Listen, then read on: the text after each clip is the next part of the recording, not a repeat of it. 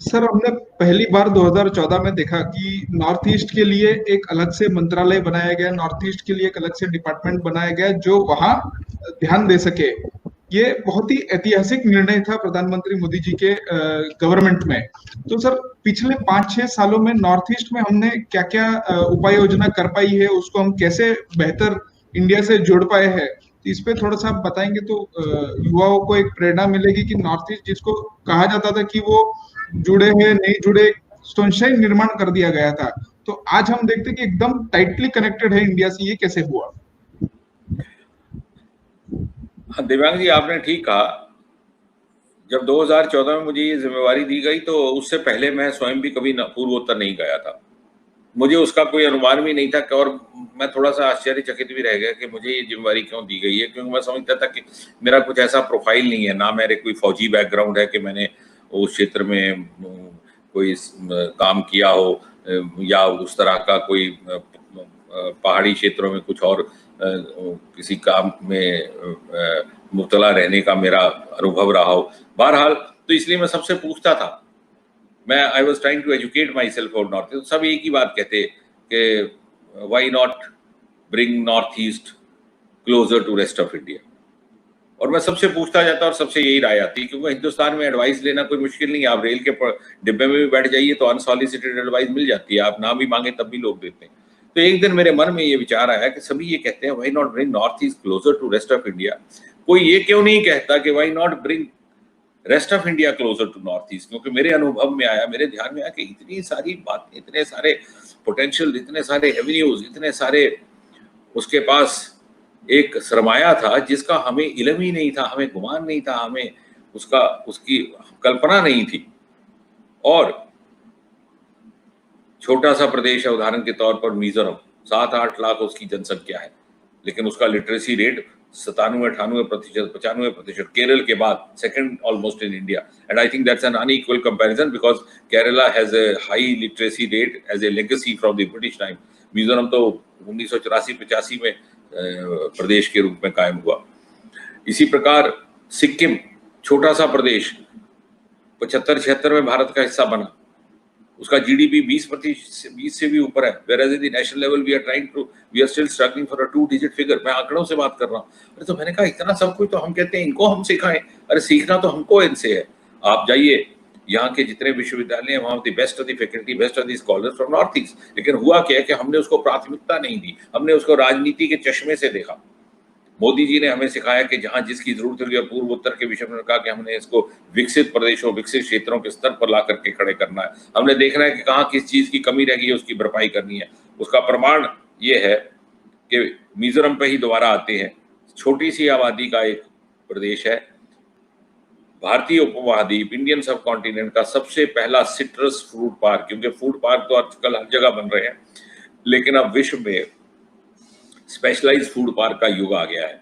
तो Israeli collaboration से पहला जो फूड पार्क बना वो मिजोरम में बना। अगर हम राजनीति से प्रेरित होते तो वहां बनाने की जरूरत नहीं है, एक आध एमपी बन करके आता है, ना वो सरकार बना सकता है केंद्र में, ना बिगाड़ सकता है। और यही शायद कारण था कि इसकी अवहेलना की तमाम की तमाम सरकारों ने। और अगर राजनीति की कूटनीति से चलते जिस तरह से पहले चला जा रहा था तो मैं अपनी कॉन्स्टिट्यूएंसी में ले जाता और कुछ अपने वोट बैंक को रिझाता, या भाजपा के किसी और नेता की कॉन्स्टिट्यूएंसी में ले जाता। लेकिन नहीं, हमने वहां लिया, और वो प्रदेश जहां हमारी सरकार भी नहीं है, आज भी नहीं है। कहने का तात्पर्य ये कि हमने पूर्वोत्तर को ये जतलाया। जब मैं आया तो मुझे पहली बार ये भी नहीं था पता कि मंत्रालय का ऑफिस का। उन्होंने कहा साहब विज्ञान भवन एनेक्सी। मैंने कहा विज्ञान भवन तो अनेकों बार गए, एनेक्सी कहाँ है? तो मुझे ध्यान में, अगर मुझे नहीं समझ आ रहा तो बाकियों का। तो पहली बार स्वतंत्र भारत में एक नया प्रयोग हमने प्रारंभ किया, रोटेटिंग सेक्रेटरीट। नॉर्थ ईस्ट का जो हमारा मंत्रालय है उसकी कैंप ऑफिस सेक्रेटरी, उसके मंत्रालय का हर प्रदेश में, यदि इस महीने मणिपुर, अगले महीने त्रिपुरा, उसके बाद मेघालय। क्योंकि मेरे ध्यान में आया कि जब ब्रिटिश राज था तो ऐसी प्रैक्टिस थी, हमारे पास बड़े बड़े सूबे, बड़े बड़े प्रदेश होते थे। सेंट्रल प्रोविंस था, एक अनडिवाइडेड बॉम्बे स्टेट थी जिसमें गुजरात, महाराष्ट्र इकट्ठे थे, अनडिवाइडेड मद्रास स्टेट थी। उन दिनों आंध्र प्रदेश नहीं था, कर्नाटक अलग नहीं से नहीं था, तमिलनाडु नहीं था, तो एक ही था। तो वो रोटेट करते थे। वो उनका, अब अगर राजधानी मुंबई में थी तो कुछ दिनों के लिए वो नागपुर चले जाते थे। यहाँ पर पंजाब स्टेट थी, बड़ी स्टेट, जिसमें लाहौर राजधानी थी, कुछ दिनों शिमला चले। तो हमने वो शुरू किया। तो लोगों के ध्यान में आया कि हमें अपनी हर शिकायत के निवारण के लिए दिल्ली जाने की आवश्यकता नहीं है, दिल्ली भी हमारे दरवाजे पर आना शुरू हो गया। जब मैं पहली बार पहुंचा तो मैं चकित रह गया कि कुछ लोगों ने कहा कि minister from India has arrived. इतना अधिक अंतर था, ना केवल धरातल पर बल्कि मानसिक स्तर पर। ये अंतर यहाँ की मिसप्लेस्ड राजनीति और मिसप्लेस्ड प्रायोरिटीज की वजह से बना था। आज वो खला जाती रही, वो हिंटरलैंड, मेनलैंड। आज आप देखिए किसी भी सेक्टर पर आप फ्लाई करिए, हैदराबाद सेक्टर पर, मद्रास सेक्टर पर, चेन्नई सेक्टर पर, आपको best of the crew members North East के बच्चे बच्चियां मिलेंगे। And they have made their presence across the country and they have been accepted. इसी प्रकार मुझे ध्यान में, आप युवाओं का ये कार्यक्रम है तो युवाओं के ऊपर ही केंद्रित करना मुनासिब रहता है। वहां पर एक बहुत बड़ा इशू था, यूथ एक्सोडस, मास एक्सोडस। क्यों होता था? और मैंने जब थोड़ा सा उसका अध्ययन करने का प्रयास किया तो दो कारण होते हैं, एक तो for in search of higher education और दूसरा इन सर्च ऑफ लाइवलीहुड। तो मैंने गुवाहाटी के जो कुलपति थे उनसे बात की आज से 5-6 वर्ष पहले। मैंने कहा आपकी तो यूनिवर्सिटी इतनी पुरानी है लेकिन फिर आपके बच्चे पढ़ने जा रहे हैं बेंगलुरु और पुणे, आपने कभी सोचा ऐसा क्यों हो रहा? बोले क्यों, आप क्या कहना चाह रहे हैं? मैंने कहा वो ये कहना चाह रहा हूँ कि आपने और मैंने और हमारी पीढ़ी ने वो दो शब्द नहीं पढ़े थे जो इन बच्चों को पढ़ाए गए हैं।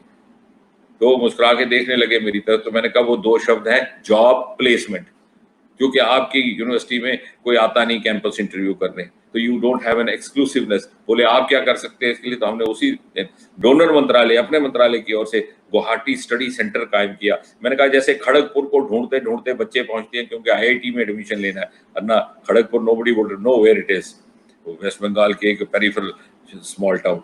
इसी प्रकार मैंने कहा आपकी एक आइडेंटिटी बनेगी। आज वहां पर बच्चे शोध कर रहे हैं।